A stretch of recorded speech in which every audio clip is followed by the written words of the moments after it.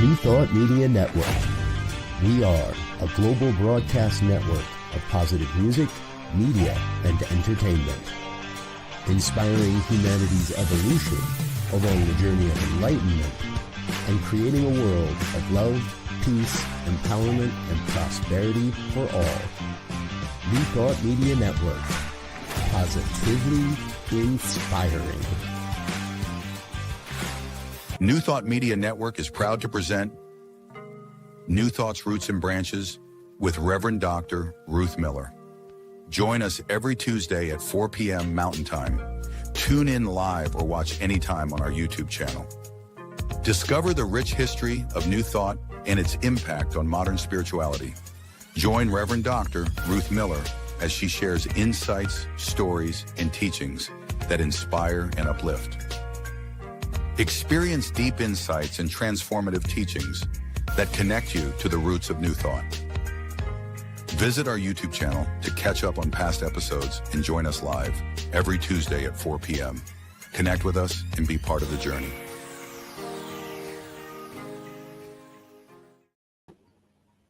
Hello there, I am Ruth Miller, and this is New Thoughts, Roots, and Branches. And today, we're going to be talking about a branch that most people don't know very much about, and that's called divine science. Last week, we talked about Melinda Kramer, the one who created divine science. And this week, we're going to talk about the Brooks sisters, the women who built divine science into a worldwide presence and helped to keep it going for decades until other people took it over. So if we look at our chart on the next slide, we can see that down there in the corner of that little blue square, we're well into the evolution of the New Thought ideas from the earliest ancient philosophers and teachers through the Christians, through the Enlightenment, into the New Thought movement. And if we look at the next chart with the photographs of the more present and modern people, I put a little pink circle there around Nona. The Brooks sisters are well into the middle of the modern period, which isn't exactly accurate because we're talking about the 1880s to the 1940s. Who are the Brooks sisters? In the next slide, we get to see a photograph of each of them. Althea is the eldest, and she was the one who kept the other two interested in metaphysical teachings while they were all being good Presbyterians in Pueblo, Colorado. Fannie Brooks is the one who actually was the spearhead for the development of the school and was the one who kept things going quite well for a number of years. But the one everyone knows is the Reverend Dr. Nona Brooks, and that's who a lot of what we're going to be saying today is about. If we go on to the next slide, we're reminded that the divine science seal is telling us that it is everywhere. And the society, the agency, was created in 1888. It had been founded as an idea by Melinda Kramer in 1885, but was built by Nona and her sisters, who then went on to ordain both Emmett Fox and Ernest Holmes. So what was their life like? If we look at the next slide, we'll find out that they were born in Louisville, Kentucky. Althea was the eldest by several years, and Nona was the youngest by several years, born in 1861. Their father did quite well in the early years because he was a salt miner and he provided salt to the Yankees, and I'm guessing just a few of those folks south of the Mason-Dixon since they were in Kentucky. After the war, they moved up into West Virginia, and in Charleston, Nona graduated from what is called the Charleston Female Academy, which would have been for girls up to 15, 16 years old to make sure they had their reading, writing, arithmetic, some language, biblical language, and the skills that a young lady would need because, well, their father was pretty well off at that point. After about 10 years in West Virginia, the family moved to Pueblo, Colorado, and Dad shifted from the salt mining world to the metals world.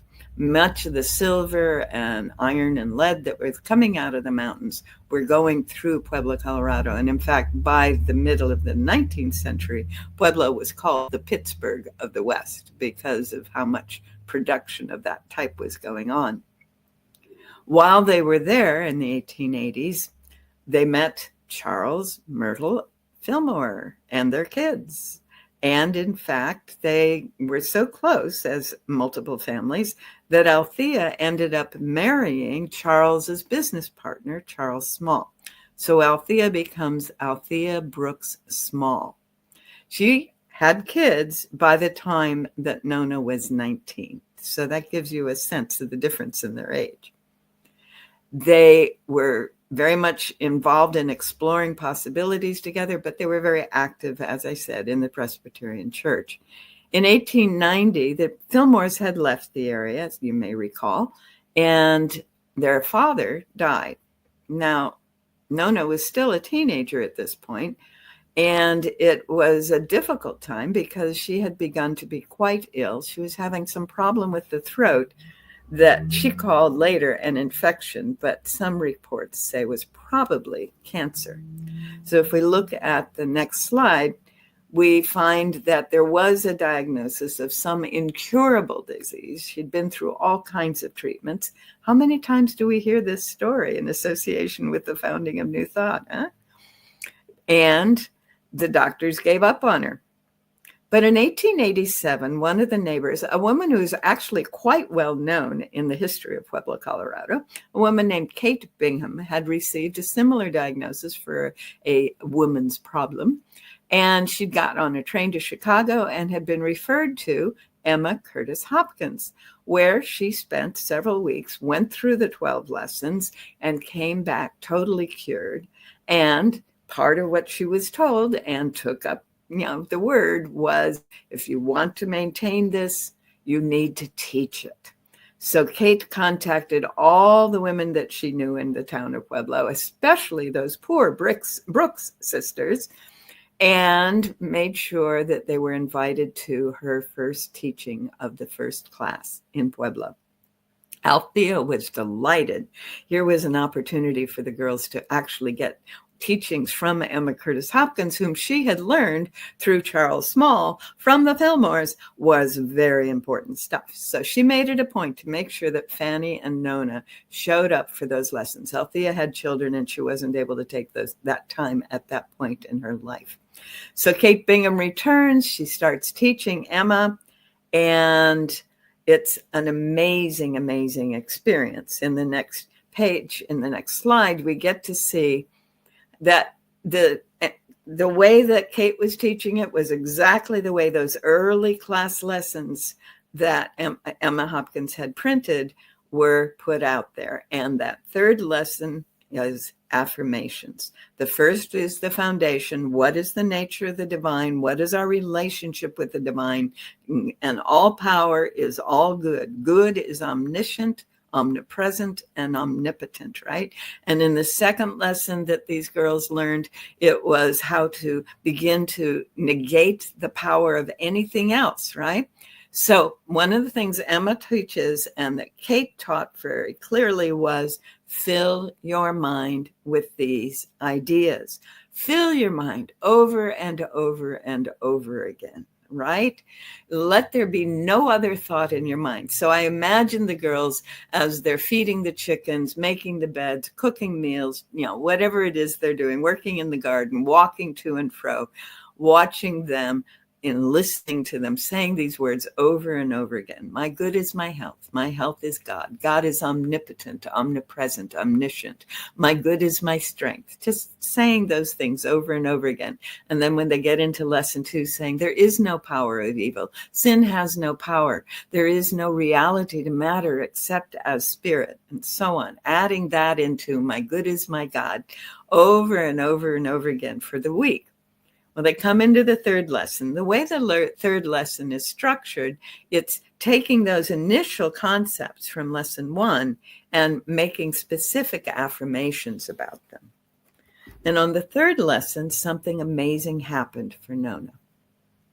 Now, this wasn't the first time she'd experienced something like this.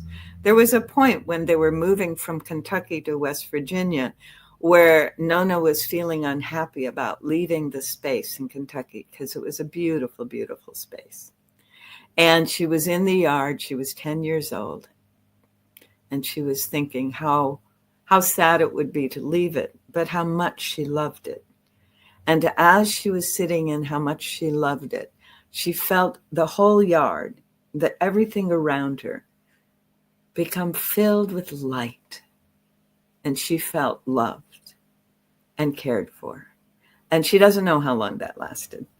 But that experience when she was 10 was something that led to the experience now when she's 18 or 19, sitting in this third lesson in this classroom with Mrs. Bingham and these other students, these other women from the town. She's hearing Mrs. Bingham say, and now the affirmations. And one of the early affirmations, I think it's the third one that Emma produces, is, I live and move and have my being in God, the omnipotent good. And as Mrs. Bingham read that affirmation, the room turned into light. Nona experienced that same light in the room that she had experienced as a child in the garden. However, this time there was a voice. And the voice is, what is it that you will? Not want, not need, but what do you will? I think that's pretty important. And she said, I will to be healed. Now, we need to understand that a problem in her throat was keeping her from being able to swallow. So she was slowly starving to death. There wasn't much of Nona at that point in her life. I will to be healed. And she felt the light flooding her, the love flooding her. She felt it was done. And then the room returned to normal, and it was the end of class. And she comes up to her sister, Fannie, and she says, I'm healed, I'm healed. And Fannie says, good girl. And they get in the wagon, but really, I'm healed. And Fannie says, keep doing those affirmations. It wasn't until they were sitting at table that night and Nona ate a full meal with no problems at all that Fannie realized what was going on. Nona had found that place of being where that power is who we are. So in the next few years, things shifted and changed. Fannie and Nona stayed in their father's home after their father died in 1890, but they were pretty poor. Nona decided she better start earning a living, so she immediately enrolled in the local normal school. And then somehow through the work of Charles Small, who had been Fillmore's developer partner, and whatever else had happened, they were able to pay for her to go to Wellesley College for a year. And she got the degree and came back as a teacher. Fannie, in the meantime, was being courted by a number of possible suitors. Althea was at home raising the children and studying and encouraging all the esoteric metaphysical reading and experiences they could. I'm guessing she probably hung out with Kate Bingham a little bit.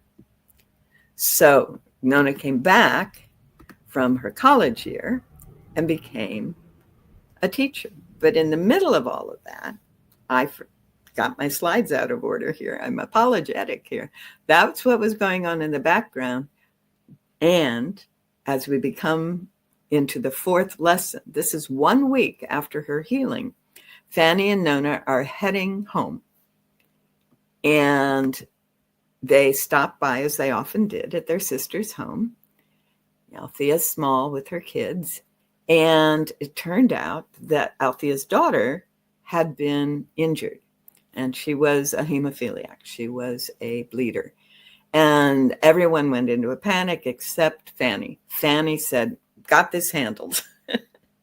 And she sat down with Nona and she said, okay, Nona, you are healing our niece, and I will treat for you.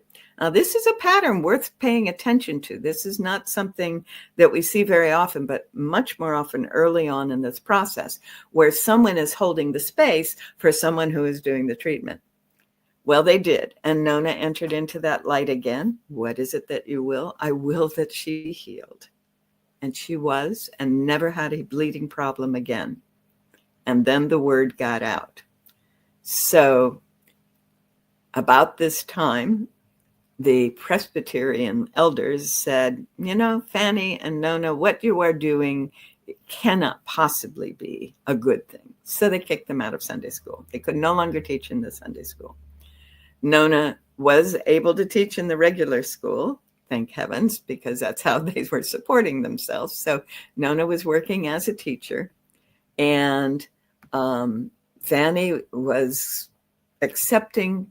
She finally accepted the courtship of Mr. Evans and became Fannie Brooks Evans and began to move to Denver. Oh my goodness. So in the next slide, being the healer, we see that Nona stayed in Pueblo teaching in the schools. We see that Althea stayed in Pueblo with her husband, supporting Nona's healing work. So she would help make sure that after school and on weekends, people who wanted to be healed got to experience Nona. And I'm guessing Althea probably treated for Nona, but I don't have any record of that. Fannie moved to Denver with her husband, and then after a year or so, invited Nona to come up and spend her summers. So when she wasn't teaching school, she would move to Denver, spend the summers working with Fannie on healing people. They were given the basement room of another building, which had a dirty old couch on it and another chair, and people would sit there and wait. And then Nona would meet with them, and she would treat them, and she would do 10, 20, 30 people a day during the summers, having them come in, experience her entering the light, experiencing the change in their body and their emotions and their whole being, and then go home feeling well. Every now and then, she would be called to sit at someone's bedside during this period.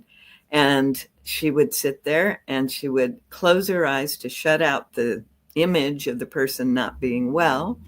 And the way she describes it is she would name all of the qualities of God, fill her mind with all of these qualities, beauty and joy and peace and power and all this marvelous nature of the divine, and fill her mind with it until she was in the light and she felt that presence asking her what she willed. She willed that this person be well, get up and live a healthy life, or words to that effect. And when she felt that that had been accomplished, she would go into the silence quietly and be grateful.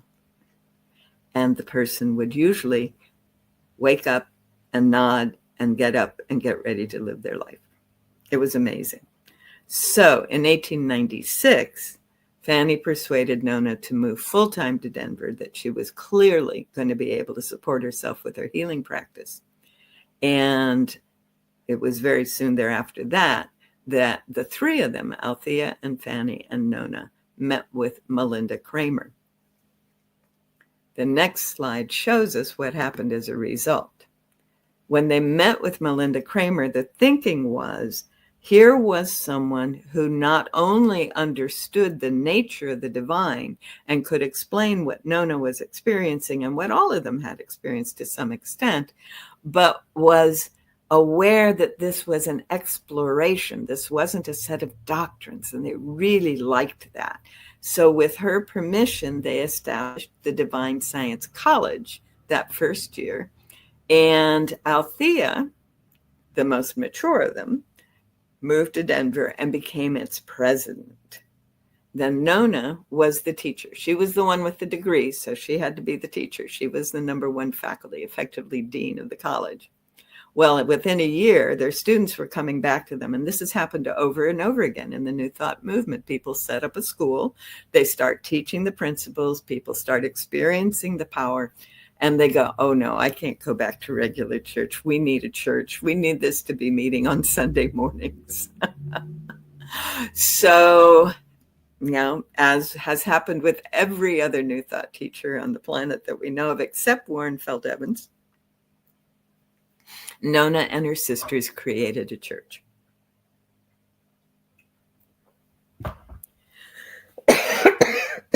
Excuse me.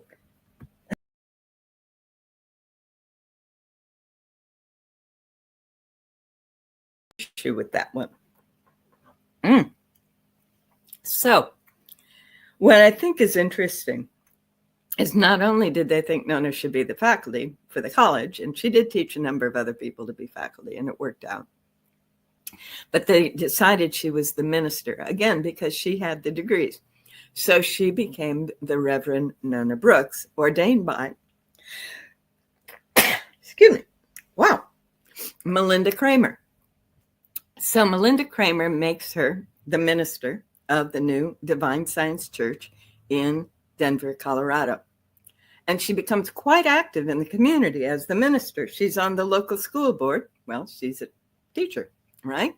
She gets on the prison board. That fascinates me, how this youngish woman at the beginning was, the only woman on the board, and this minister from a church that wasn't exactly recognized was considered appropriate for the prison board. And she was on it for years.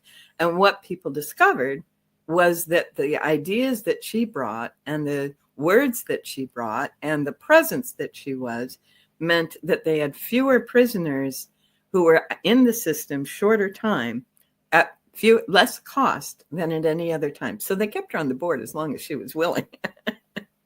And she she was managing the teaching aspect of the school and managing the church. And we get an image of all of this in the next slide.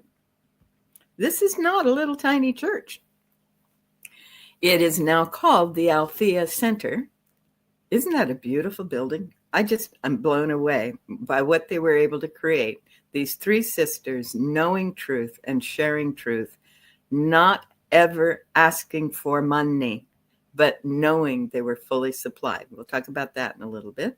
And there is our Miss Brooks as Reverend Dr. Brooks, because later she was given that Doctor of Divinity degree. And she was the primary speaker on Sundays. This took a lot of energy, but she was willing to do it in the name of maintaining the divine science, but also in the name of developing her own scientific or spiritually scientific approaches. So the next slide, we see kind of how this emerged. They formed the church in 1899, the college, and then Althea passed in 1906, which is interesting. That's the year Melinda Kramer passed. So both of Nona's elders in the movement, Althea and Melinda, have passed at this point. This is also the year that Emma Curtis Hopkins stopped teaching officially. She only did 101s and the occasional lecture after 1906. So this was a significant year in the Brooks' lives, and in Nona Brooks in particular. We come up over the next few years, and Fannie, who had been running the school after Althea was gone, passed over. So now Nona is the church and the school. She has trained many people. Fannie has trained many people. There are lots of people in the system, and they always turn to her for how do we get through this? She is the support person as far as they're concerned.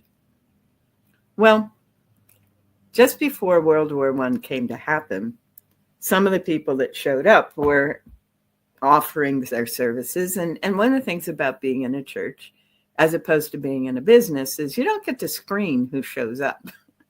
You take who comes. And a guy showed up during this time prior to World War I, who seemed to be absolutely fabulous. He was charming. He had the right language. He was willing to take on all kinds of interesting things that needed to be done. But it turned out he wasn't exactly honest. And things started turning up missing or inappropriately handled. And this was very hard for Nona. She'd never had this kind of experience in her life. Fannie and Althea had been handling so much of the administrative details that she began to realize that she was, she had to do something here. So initially, she did what she always did. She treated. And what she got was, in some ways, a null response. There was almost nothing there. But in another way, it was clear guidance that she needed to deal with this at the human level rather than at the spiritual level. So she finally sat down with the guy and she said, I have to let you go. I understand that you have issues here, and they're not issues we can have in our organization. It was very hard. She really, really, really didn't want to do that. And it was totally unlike any previous experience she had. Well, a couple of years later, rumor came back that this fellow had gone into the military, had volunteered into the military, and had been given a position in the supply corps. Oh boy, now she really had to wrestle with things, because this was a perfect opportunity for someone with the kinds of things he'd shown up doing in the church to do even worse. And finally, after much consideration, and again, going in and being clearly left to do this in human ways, she wrote a letter to the commandant of the group that this man was in and said, I just need for you to know that this is what happened when he worked with us. That's all she did. And she got a very, very profuse thank you letter from the military for saving them quite a few difficulties, shall we say. All right. That was very hard. That period immediately prior to World War I and during World War I were difficult years for her.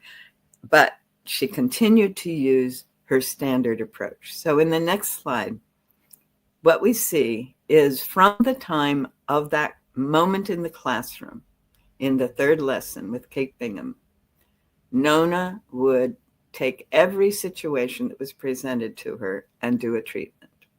Every individual that came her way, in the church, they'd come and say, we're running short of supplies, or they're running short of money, or we need a volunteer to show up for this. Or as I said, in the prison board or the other boards that she was on, she would simply go in, she would do the treatment for that thing.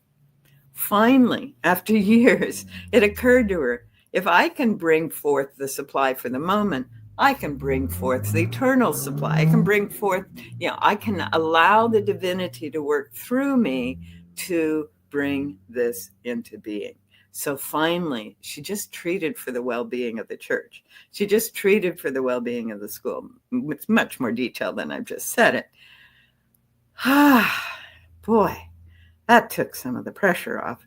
Not so many demands, not so many needs coming at her all the time. So that freed up some energy. And in the next slide, we see what she did over the next 20 years. First of all, at the end of the war, she attended that first International New Thought Alliance meeting where Holmes and Hopkins and others were present. And when we talk about Ernest Holmes, I'll talk more about his experience when he met Nona. And this was the meeting where Emma Curtis Hopkins was the official president, and where the book High Mysticism was made available. So finally, Nona gets to meet the teacher of her teachers, and the two of them related very well, although there was never any further interaction that we have a record of. Over the next few years, then, what Nona did is cause the Divine Science Federation and the International New Thought Alliance to be merged effectively. They were still separate organizations, but they were jointly members, if you will. Then 10 years later, Nona said, I got to take a break. and she tried to resign from the presidency. They wouldn't let her, but they did give her an extended leave of absence. We know that she moved to Australia during that time, but she was also granted the grand tour of Europe during that time. And that's beautiful. Her experiences really opened her up to new possibilities. She came back to the States and went to Chicago, of all places, and she built a Divine Science church there and didn't run it. She participated in it. And she went up to the spiritualist and other esoteric movement camps in Wisconsin during that period of the mid-30s. And finally, in 38, the temporary position of others trying to cover for her was not working, and she succumbed, and she returned to take over the church in 1938. So busy from 1861 to 1938, from 87 when she first runs into Kate Bingham to 1937. That's a 50-year career, right? And then in 38, she comes back and does more. Amazing to me. As we look at what it was that was supporting her, though, we begin to understand that it was the teachings that helped her. So one of the books that she wrote, and I'll show you some more in a moment, is called In the Light of Healing. And in the Light of Healing, one of the chapters is Life, Light, and Power. The natural scientists tell us that when the amoeba moves from the shadow into the sunlight, it is because it craves the sunlight. First the desire, then the endeavor, and then the accomplishment. And again, they say that the water creatures did not first acquire lungs and then live on the land, but they tried to live on the land, and after repeated trials developed lungs and accomplished their great aspiration. So this is an example of how she was consistently and constantly bringing the ideas of science into her teachings. So if we look at this slide, the teachings, religion and science are one. For a person like myself who grew up planning to be a scientist, was a future scientist of America in high school, getting grants and so on all the way through, but had always felt this deep spiritual hunger and connection. Finding someone who understood that was wonderful. So this is the teachings of the divine science. So closely linked are the spiritual and the metaphysical. So united are religion and science, that those who are drawn by the appeal of science eventually find themselves religious in the truest sense. And those of you who are familiar with the history of this may recall that Francis Bacon and then later the physicist Richard Feynman have both said, you give someone a taste of the sciences and they will give up all thoughts of God, but have them drain the cup to the full and they know that God is. And even Carl Jung, when he was asked in the late 50s on a Life magazine interview that you can get on YouTube if you want to listen to it, the interviewer says, and so do you believe in God still? Because of course they all did when he was growing up. And he looks at him, takes a deep breath, and he says, no, I know. This is not a blind belief. When we do this work, we come into that place, right? In the truest sense. And then she says, they say, all of divine science says, based on what Nona taught, those who think they want only the religious develop into scientific thinkers. Now, this is exemplified in the work of Emma Curtis Hopkins, to some extent Emily Cady, to some extent Charles Fillmore, all these people that we've been looking at, and Melinda Kramer. We develop the logical reasoning to support our understanding. And as we follow the logic of it, then our emotional and intellectual being come into alignment. And that's what happens when we follow what was known in this world as divine science. We look at some of their writings. We see in the next slide a couple of examples. We see in the next slide that Nona's books are available all in one volume if you want to get that. That's the Nona Brooks collection. And most of them are sermons that have been collected, much as most of the Charles Fillmore books are sermons that have been collected. This little journal over on the side, the pale thing there, was their monthly journal that went out for years and then has been replaced by a journal called Harmony, put out by the Divine Science Federation. And all of the movements, started with journals. They had their journal out within a year of establishing the school and the church. And this journal is always some combination of someone in the movement saying, these are our teachings, someone saying, this was my experience as I began to do this work, someone saying, this is what the work is, and then people listing their availability as teachers or as healers, or having books that are published, or they're going to be speaking somewhere. So that's what those journals were, and all of the different movements have them and had them from the beginning. The other book, the yellow and green book, is Fannie's version of divine science. We all know about Nona. Not all of us know that Fannie Brooks Small was pretty powerful in her own right. And she did some marvelous readings and writings. So you might want to take a look at those. My understanding is most of her writing came out of the journal. She was writing for the journal, and then those got turned into books. In the next slide, we'll get to see some more of these books. These are the one I was reading from, the Nona Brooks, In the Light of Healing. The other one is obviously a much more recent edition of one of her books called Mysteries.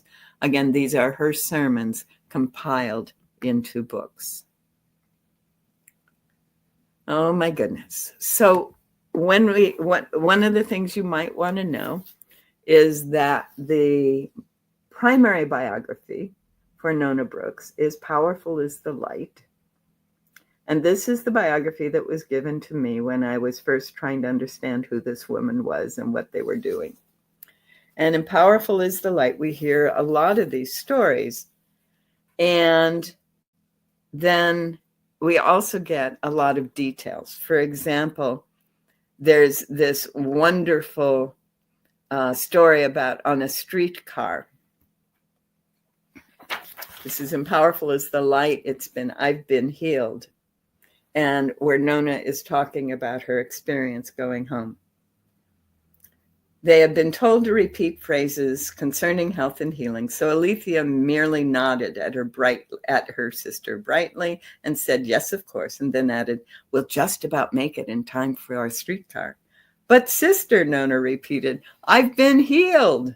Yes, yes, of course, agreed Althea. Come, let's hurry. I mean, that's the kind of thing that was going on at that moment in their experience. Later in the book, we get all the world will be healed.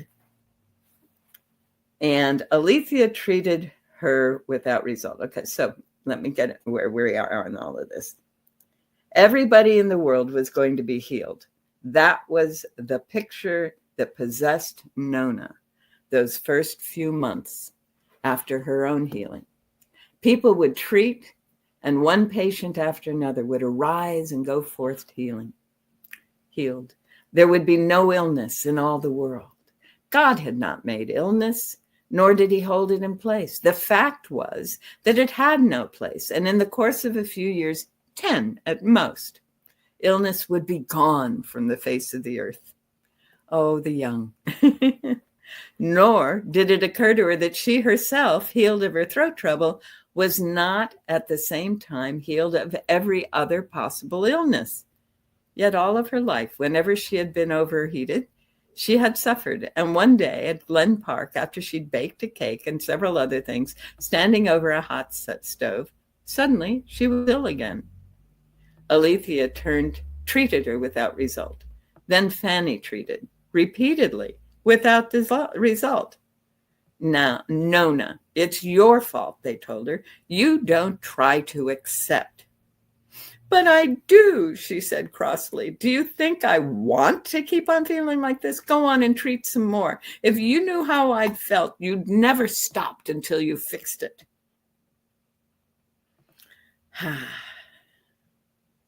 So their mother said little, but she looked with amazement and extreme disfavor on this talk of treatments, this making of statements about God and health. She didn't understand it. She never would. She never wanted to.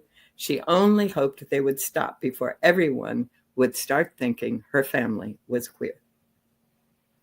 So what we're seeing there is that initial stage in everybody's process where we think we've got it, but whoops, we don't. We don't quite have it. And often the reason we don't have it is because we were surrounded by, enfolded in, embedded in a different set of ideas and possibilities. So at one point, Ben James, the husband of Fannie, said, if a customer complains, Ben never seems to think that the customer may have reason to complain. One of the guys pointed out, the customer may not be always right, but there must be some right on his side. All right. For a few years, this issue that Ben had of never understanding that the customer was right, even when he didn't seem like it should be. For a few years, he went into fire insurance, but at last he returned to the business he knew best, not as a rival, but as a manufacturer's agent.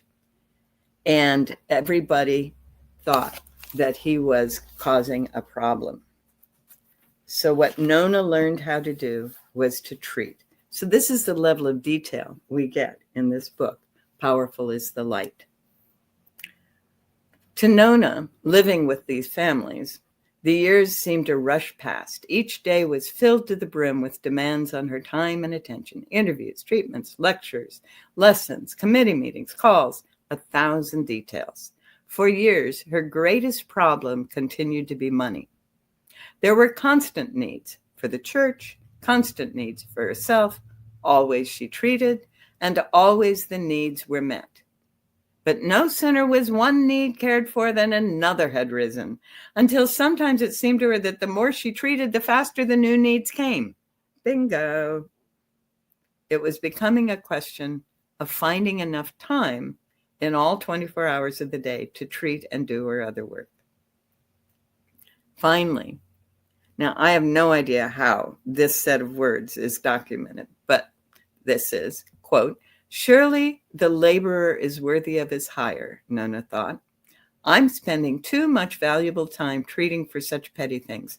If I could only meet it at once and for all. And she determined secretly to do that.